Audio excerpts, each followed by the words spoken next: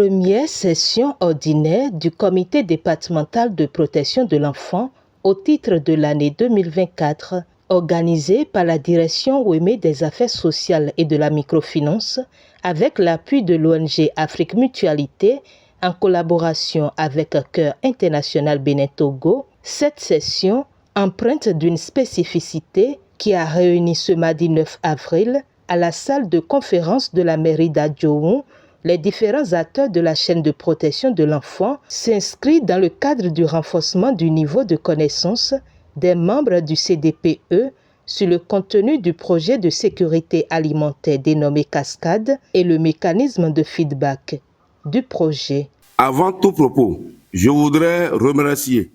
très sincèrement Madame le préfet du département de l'Ouémé pour le choix porté sur la commune d'Adjoun. L'organisation interne dans le département nous permet de tenir 3 à 4 sessions, dont 2 régulièrement soutenues par le PTA de la Direction départementale des affaires sociales et de la microfinance. Les 2 autres sont souvent portées par nos partenaires. C'est pour ça que je voudrais remercier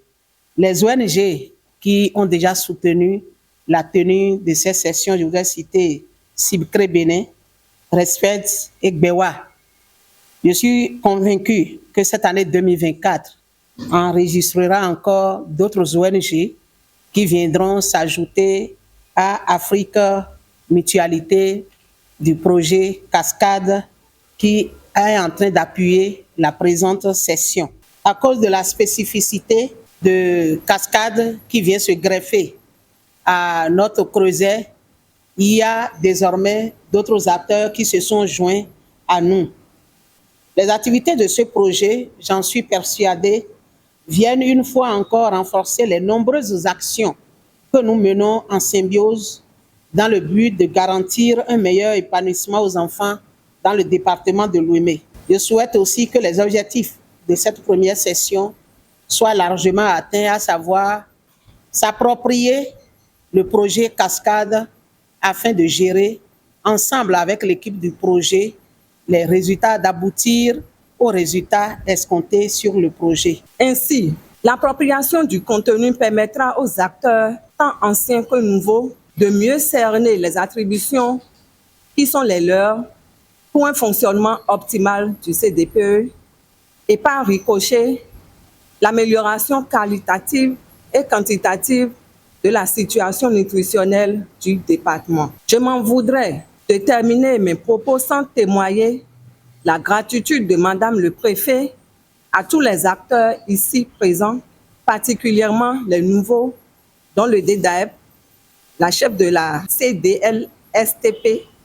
et le point focal de la préfecture de Porto-Novo qui œuvrent sans relâche pour la cause des enfants. À la suite du lancement des travaux par la représentante de la préfète de l'Ouémé, présidente du CDPE, la mission et les prérogatives du CDPE ont été présentées à l'équipe du projet Cascade qui a à son tour présenté aux acteurs le contenu du projet. Je suis d'abord satisfaite de tout ce qui a été fait aujourd'hui. Déjà, les membres du CDPE connaissent davantage le projet Cascade et les différentes CPS des communes d'intervention maîtrisent beaucoup plus le projet et ont quand même donné des directives clés à suivre pour l'opérationnalisation effective de ce mécanisme-là au niveau communal, au niveau communautaire. Nous avons pris le temps d'expliquer aux différents acteurs qui étaient présents que tous les autres aspects sur lesquels nous avons l'habitude d'intervenir, de faire nos sensibilisations, à savoir les VBG, les brimades des droits des enfants, les violences, tout ce qui va avec l'exploitation du travail, les viols, en tout cas les phénomènes sociaux classiques dont nous avions l'habitude de parler, devraient intégrer désormais l'aspect nutritionnel de nos enfants.